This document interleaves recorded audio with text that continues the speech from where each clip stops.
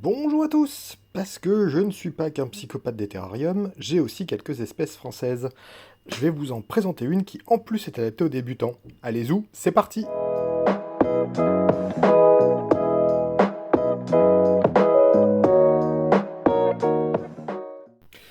Vous l'avez remarqué, je ne présente donc pas de terrarium, mais un nid artificiel que je connais très bien, je vous l'expliquerai un peu en détail plus tard. Il s'agit donc d'une espèce française, à savoir Formica rufibarbis. C'est une espèce qu'on trouve globalement partout en Europe, qui niche au niveau des milieux ouverts, donc dans les plaines, des choses comme ça. Là, pour la petite histoire, celle-ci, j'ai trouvé la gine en juin de l'année dernière sur la plaine de jeu qui est à côté de chez moi. Boum, je suis tombé dessus, je l'ai récupéré, je l'ai mise en tube. L'année dernière, comme il a fait très chaud, il y a eu très vite les premières ouvrières. Et là, la colonie, malgré le fait qu'elle ait un peu plus d'un an maintenant, clairement a explosé. Donc le passage en tube obligatoire. Et ensuite, je me suis dit, dans quoi est-ce que je vais pouvoir la mettre pour que ce soit visible? D'où le choix du nid artificiel. C'est une fourmi qui fait autour de allez, 7 mm, je dirais entre 5 et 8 mm. Et le nid artificiel se prête très bien à cette espèce, même si, bon, là, il n'est pas encore totalement plein, mais c'est une fourmi qui stresse beaucoup. Mais ça posera pas de souci. C'est un nid donc microfaune. Microfaune est fermé depuis 7 ans, je crois, de mémoire.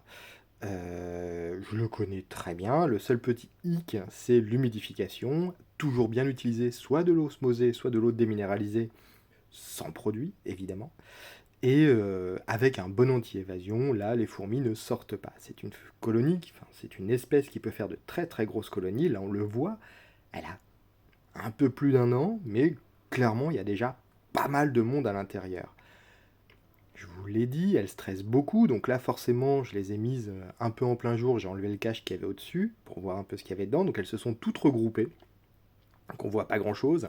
Là on peut voir une fourmi qui vient d'émerger, alors elles n'ont pas du coup les couleurs caractéristiques, les fourmis qui émergent, elles sont un peu plus blanches le temps que la kétine durcisse et qu'elles prennent toutes les couleurs.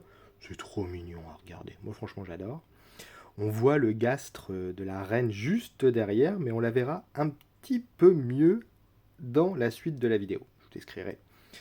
Donc je reparle du nid. C'est un nid du coup, un bio-MG de microphone qui doit faire 20 sur 12 sur 12, non 20 sur 12 sur, allez, je dirais un petit 5 cm, et qui se prête très bien à ce type d'espèce, et du coup aussi qu'on peut ramener en expo, à l'école ou ce genre de choses pour voir le développement de certaines fourmis.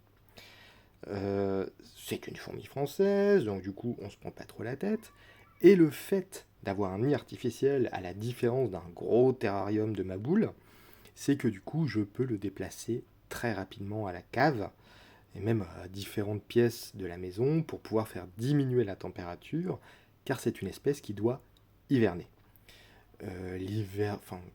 L'hivernage de cette espèce se fait entre 5 et 10 degrés, on va dire, donc on descend par paliers successifs avant de la mettre à la cave au froid pendant 3 mois.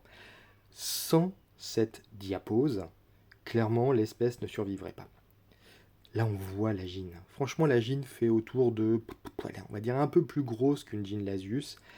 Elle a des couleurs qui, je trouve, sont vraiment jolies. Donc c'est une espèce qui stresse beaucoup, donc attention aux vibrations quand vous l'élevez. Là, c'est pour ça qu'on voit la gine, hein. Clairement, j'ai déplacé le nid, la gine, elle s'est tout énervée, elle cavale dans tous les sens. Et c'est clairement des fourmis qui vont cavaler dans tous les sens. Donc, dès l'instant où la colonie sera plus populeuse, faire très très très attention aux évasions. Parce qu'elles cavalent vraiment dans tous les sens. Bon, ce ne sont pas des fédoles, mais elles sont speed quoi. Elles sont speed et elles sont relativement agressives.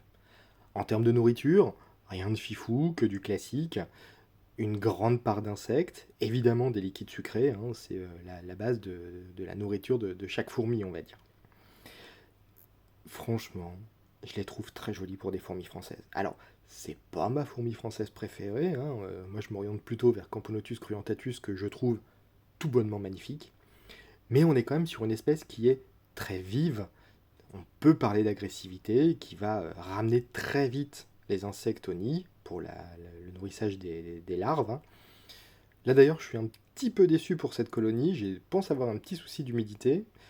Bon, ça reste du nid artificiel, c'est pas trop ma spécialité, mais même si là on voit quelques larves, on voit quelques nymphes, on voit tout ça, elles m'ont fait beaucoup plus de couvains l'année dernière que cette année.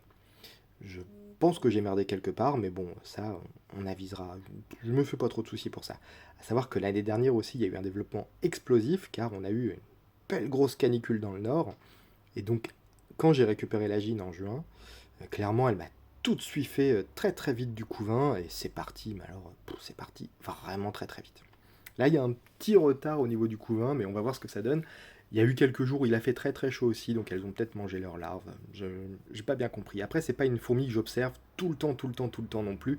Je les laisse un peu tranquillou. On va dire que je réponds à leurs besoins classiques, hein, insectes et liquides sucrés, et voilà quoi. Bah, écoutez, en tout cas, bon, franchement, elles sont belles. Enfin, je les trouve très très belles pour des fourmis françaises.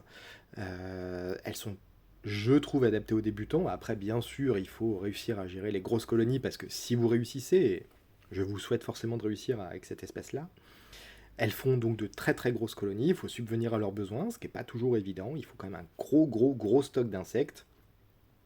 Mais elles sont vraiment super chouettes, quoi. J'envisage peut-être d'ici 1 an, 2 ans de les mettre en terrarium. J'ai déjà une idée de terrarium là-dessus sur le thème terril, mais ça on avisera là-dessus. Je ne ferai pas sans faire une vidéo de toute façon. Mais voilà, j'espère que vous avez passé une bonne vidéo. N'hésitez pas à commenter, à liker, à partager, enfin comme d'habitude, hein, je pense que ça, vous commencez à avoir l'habitude. Je vous dis à très vite, j'espère, et à plus tard. Allez, ciao.